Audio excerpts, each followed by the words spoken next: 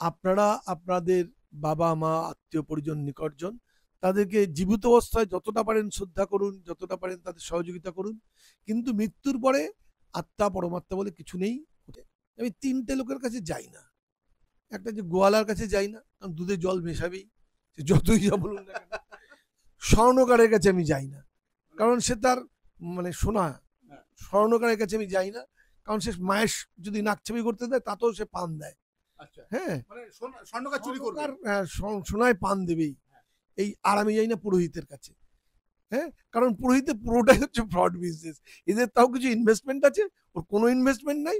শুধু ভুং ভাং নানান রকম মন্ত্র বলা, এবং সেটাও অধিকাংশই ভুল মন্ত্র বলা। একটা রীতি চলে আসছে, বুঝলেন? মানুষকে লুট করা রীতি। আপনার কেউ মারা গেছে, আপনার কোনো নিকটাত্মীয় মারা গেছে, আপনি তার শ্রাদ্ধ করবেন, ডাকলেন কাকে? পণ্ডিত, যজমান কিংবা পুরোহিতকে ডাকলেন, ব্রাহ্মণকে ডাকলেন। ডাকার পর কি হবে? তিনি আসবেন, পঞ্জিকা খুলবেন, পঞ্জিকা খুলে বলবেন দোষ পেয়েছে। আপনার জমি বিক্রি করে সবকিছু করে আপনাকে দিতে হবে ব্রাহ্মণের কথা মতো সমস্ত জিনিসপত্র, এবং ব্রাহ্মণ আপনার বাড়ি থেকে বোঝা করে লুট করে নিয়ে চলে যাবে। আত্মা ঘুরে বেড়ায়। না, আত্মা থাকলে তো ঘুরে বেড়াবে।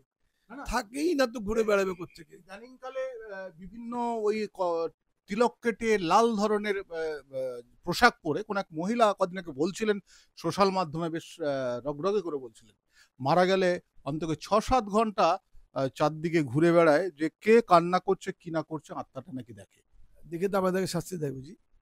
হ্যাঁ, যাই হোক, এসব এসব আষাঢ়ে গল্প মানুষ না সত্যিকারের অন্তর থেকে বিশ্বাস করে না এগুলো। আমি বিশ্বাস করি। এবং মানুষের শিক্ষা যত বাড়বে, মানুষ যত শিক্ষিত হবে, যত মানুষ আত্মপ্রত্যয়ী হবে, নিজের প্রতি কনফিডেন্স যত বেশি বাড়বে মানুষের, তত মানুষ এগুলোকে ত্যাগ করবে।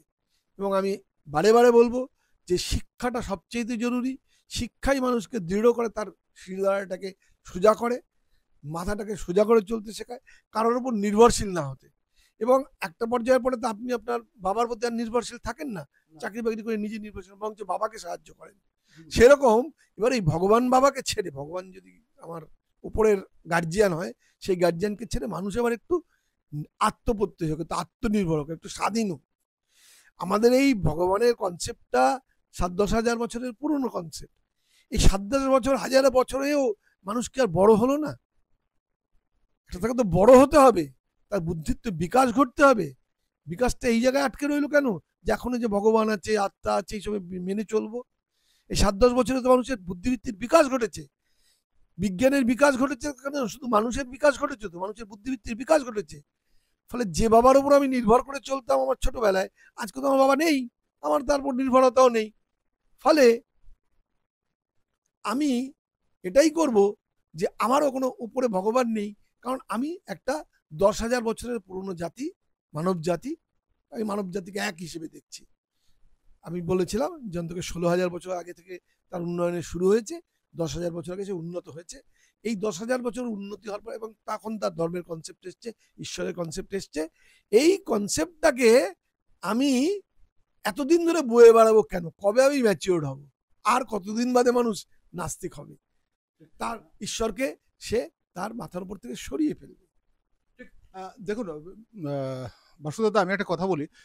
যখন কোনো গরিব মানুষের বাড়িতে তার বাবা কিংবা মা মারা যায়, যখন সে শ্রাদ্ধ করে বলে যে দোষ লেগেছে, তারপর শ্রাদ্ধ হওয়ার পর যে জিনিসপত্র ওই ব্রাহ্মণ সেই চেঙ্গিস খার মতো করে বয়ে নিয়ে যায়, সত্যি বিশ্বাস করুন আমার খুব গায়ে লাগে ওটা।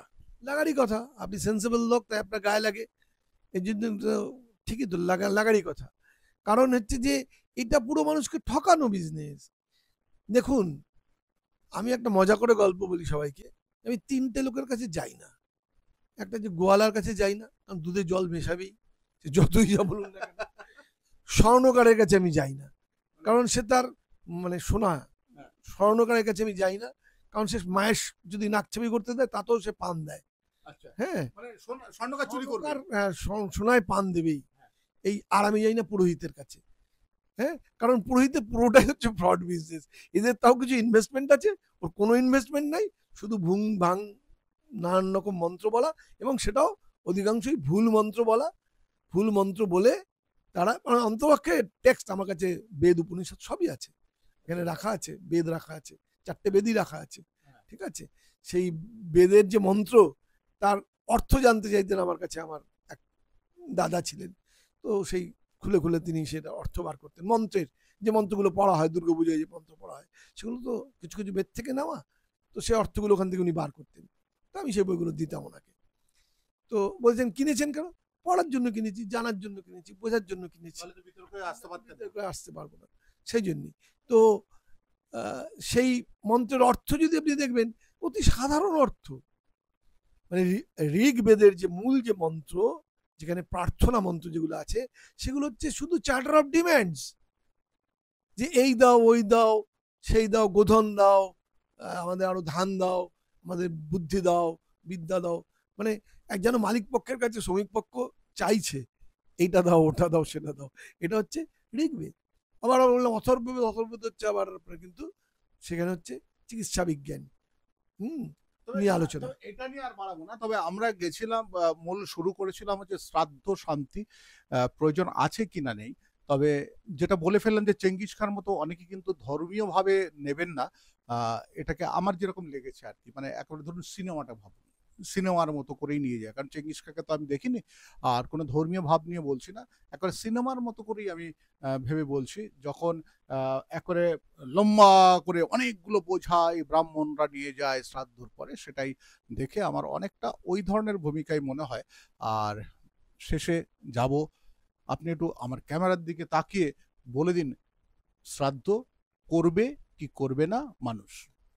আমি মানুষকে বলবো যে আপনারা আপনাদের বাবা মা আত্মীয় পরিজন নিকটজন তাদেরকে জীবিত অবস্থায় যতটা পারেন শ্রদ্ধা করুন, যতটা পারেন তাদের সহযোগিতা করুন, কিন্তু মৃত্যুর পরে আত্মা পরমাত্মা বলে কিছু নেই, কোথাও কেউ যায় না, স্বর্গ নরক কিছুই নেই, ফলে শ্রাদ্ধের কোনো দরকারই নেই। আপনি তার সম্মানার্থে, আপনি তার স্মৃতিতে কোনো স্মরণ সভা করতে পারেন, তাতে একেবারেই নিকটজনদের নিয়ে, আত্মীয় পরিজনদের নিয়ে স্মরণ সভা করুন। আপনারা আপনাদের যুক্তি বলুন, আর নাস্তিক বা যারা যুক্তিবাদী যারা, তারাও তাদের যুক্তি বলুক। আমি শঙ্কর রয়েছি আপনাদের সঙ্গে, ইন্ডিয়া নিউজ 24 দেখতে থাকুন।